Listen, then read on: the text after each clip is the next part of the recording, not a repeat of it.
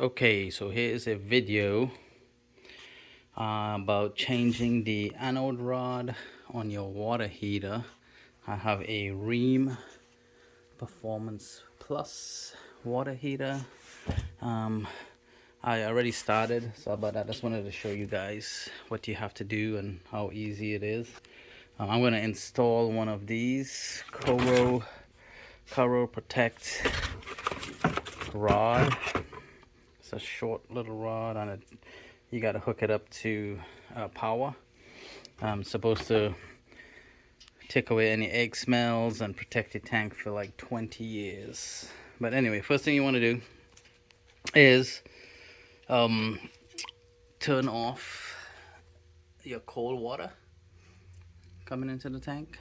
Then go upstairs or to your sink and turn on the hot water until it stops running. Then come down here, hook a hose up to a bucket and drain out about 2 gallons of water. Okay, then you're gonna need, for my tank at least, the Rheem, you're gonna need a 1/16 or your 1/16 to take out the rod, which is located right here on the Rheem tanks. Alright, and you're also going to need an impact because using anything else is just going to be really difficult. So just use an impact. And I already pulled the rod out. It was super easy with the impact. It's not that bad, but I'm just going to go ahead and replace it. It's probably about 5 years old. It's starting to wear a little bit. Alright, and now I'm going to put this one in. Let's see how it goes.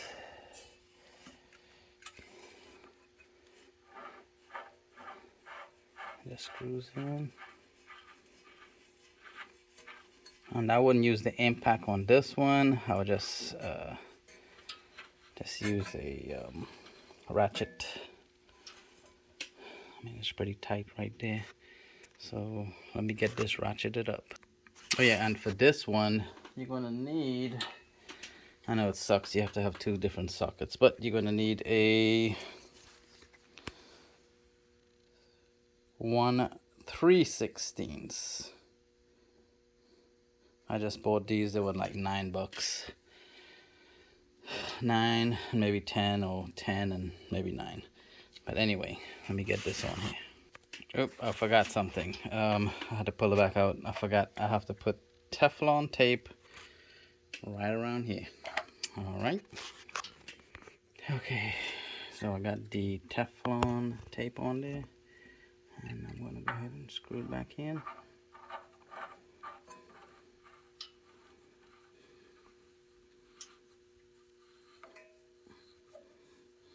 And then I'm going to use the 1 3/16 to tighten this baby down.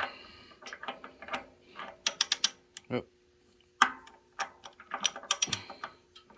Try not to go too deep because I don't want to damage this little connector right here. That's where the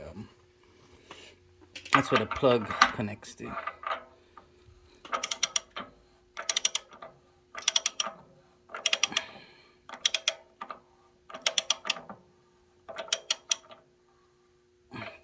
Let me tighten this up.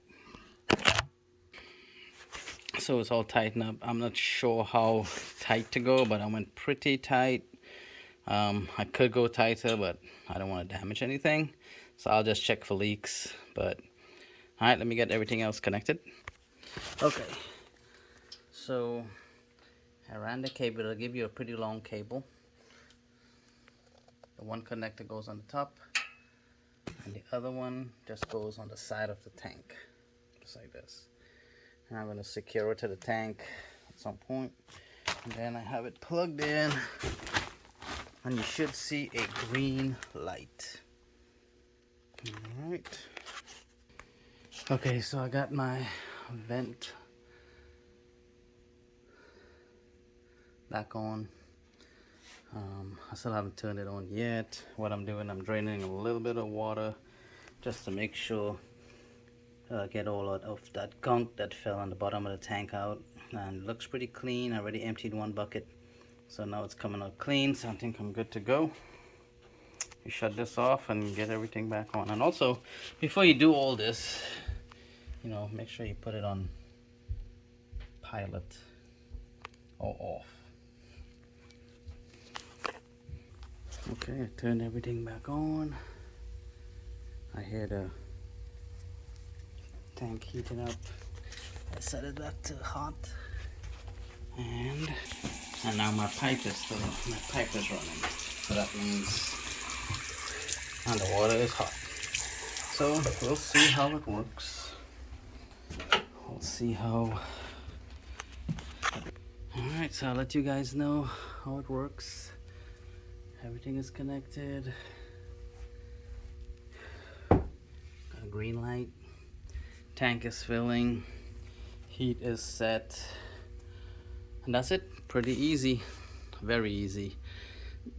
Definitely need an impact. So get an impact driver and you'll be good to go. Alright, I'll let you know how it is. Bye.